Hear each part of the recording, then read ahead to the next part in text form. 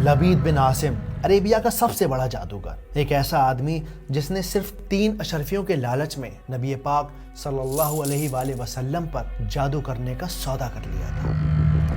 امید ہے کہ آپ ہمارا کام کر پائیں گے، تھوڑا وقت دیجئے، آپ کا کام ہو جائے گا۔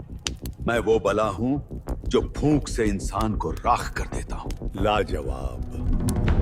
کتابوں میں یہ بھی منشن ہے کہ لبید اکیلا نہیں تھا، بلکہ اس کی بیٹیاں یا اس کی بیویاں اس کے ساتھ اس گناہ میں شامل تھیں۔ کنگھی اور بال ملنے کے بعد ان عورتوں نے آپ صلی اللہ علیہ وآلہ وسلم پر جادو کرنا شروع کر دیا۔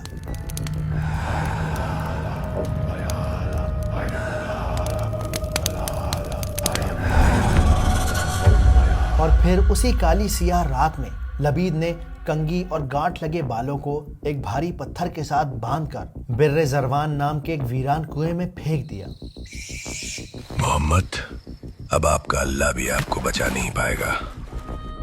یہ لبید کا جادو ہے جس کی پھونک انسان کو راکھ کر دیتی ہے۔ اس جادو کا اثر آپ پر کچھ یوں ہوا کہ دھیرے دھیرے دھیرے آپ گھلتے چلے جا رہے تھے۔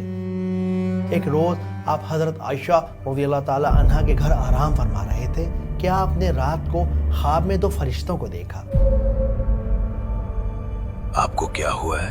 آپ پر جادو کیا گیا ہے۔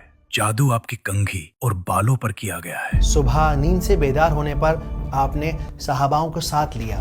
آپ اس کنویں پر گئے اور وہاں پتھر کے نیچے سے وہ سحر کا، وہ میجک کا سامان نکالا گیا۔ اور یہ وہ موقع تھا جب جبریل علیہ السلام نے آپ صلی اللہ علیہ وآلہ وسلم کو خبر دی، آپ سورہ فلق اور سورہ ناس پڑھتے جائیے اور ان گانٹھوں کو کھولتے چلے جائیے۔ اے پیغمبر صلی اللہ علیہ وآلہ وسلم، کہو کہ میں صبح کے مالک کی پناہ مانگتا ہوں ہر چیز کی برائی سے جو اس نے پیدا کی، اور گنڈوں پر پڑھ پڑھ کر پھونکنے والیوں کی برائی سے۔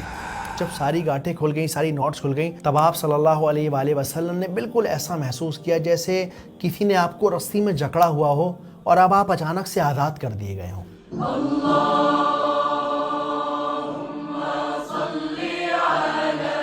اگر آپ سورہ فلق کی تفسیر کو سمجھنا چاہتے ہیں، زندگی کی چھوٹی چھوٹی باریکیوں کو قرآن کے لینس سے سمجھنا چاہتے ہیں، تو یوٹیوب کے اس چینل پر جا کر قرآن کی ویڈیوز کو سمجھ سکتے ہیں، جہاں میں قرآن کو سینیمیٹک انداز سے سمجھاتا ہوں تاکہ ہم سب آسانی سے اور بہت مزیدار طریقے سے قرآن کو سمجھ سکیں، محسوس کر سکیں۔ یاد رکھیے، ہم سب پر قرآن کو سمجھ کر پڑھنا فرض ہے۔ اس ویڈیو کو آگے تک شیئر کریں تاکہ اور لوگ اس سے فائدہ اٹھا سکیں۔ اللہ حافظ۔